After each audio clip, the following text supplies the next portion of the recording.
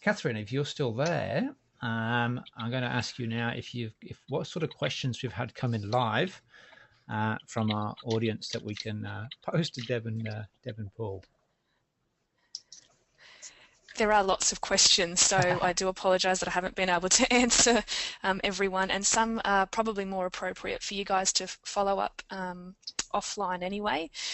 There are quite a few questions around sort of member protection policies and putting policies in place, and whether clubs should be following their national body and how that works. So if someone wants to tackle that. Yeah. Okay, yeah. Deb, about member protection policies, we know I can say that the Sports Commission has a requirement that all national sports organisations, recognised sports organisations, have a member protection policy in place. But how does that, Deb, filter down to state and local level? Yeah, it's recommended that clubs do develop their own member protection policy, but use their state's version. So when a national body adopts a member protection policy from the Sports Commission, it's relevant to activities and personnel and staff and volunteers and events that are happening at the national level. It can then flow down to state associations who adopt a similar one, but they have to take into account state legislation. So there'll be some tweaking or some differences relating to both child protection and anti-discrimination laws that'll be pertinent to each state. And so states need to make those changes so that it reflects the state laws. And then the clubs should be looking at adopting either that state version or doing a whittled down smaller version for themselves, and Play by the Rules does have club versions of the policy available. So they're a lot shorter, a lot simpler, but they still capture the key points around what is expected, what's required, the processes that need to take place, and what action can be implemented. Excellent. Yeah, Paul? Yeah, I can see the confusion around there with being different ones at national and state and association or local level, but it's exactly as Deb said, that there is a national one, and they're required under funding agreements to have that member protection policy, but they're the same core elements in there of core issues around codes of conduct and behaviour, that type of thing, and child protection.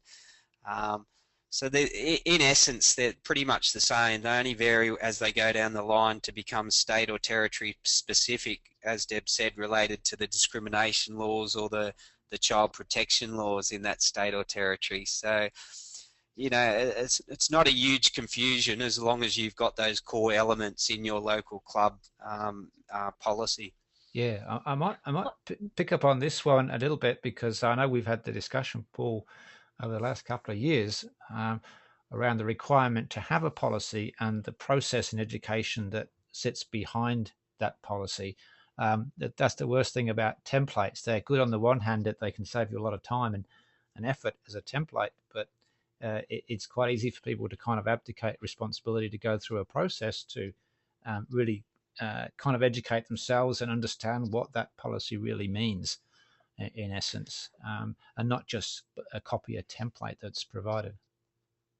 Yeah, it goes back to that knowledge is king again, that it's no use if you have that policy and outline everything in a club, if something does go wrong, but only one person knows about it, or it sits on a shelf and it's not communicated to everyone. So it's one of those things that you need to constantly be promoting it or make people aware of it in a user-friendly format. I mean, it's no use getting the 30-page document and handing that round in induction kits, but you can get quite creative with your website and different a video or something like that on your website explaining the key points and where it is. If a lot of time people don't even know where it is if they have an issue, to find out where they stand on certain things. So yeah, it's about getting creative of sharing what's there so that everyone knows if something does happen, okay, what can I do in a certain situation? I like that Yeah, idea. and I'd like to say it's pretty good to have a place on your website that's really clear for people to be able to go to. So even saying that it's a member protection information officer area or a member protection policy, having just 2 or 3 lines to describe what that is, because the average person out in clubland has probably got no idea what that is. So even if they get an issue or concern and they know their club has something and they go to the website and try to find it. Oh, have we lost Deb there?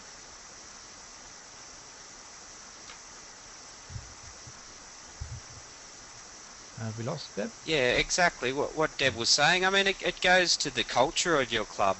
If you're, it's a member protection policy, it could be rephrased as how we help our members or how we protect our members, and have that on the website and have the odd article about it, that type of thing, just to reinforce that your club does take the child safety issues, seriously, and does take discrimination or behavioural issues, abuse, that type of thing very seriously in your club.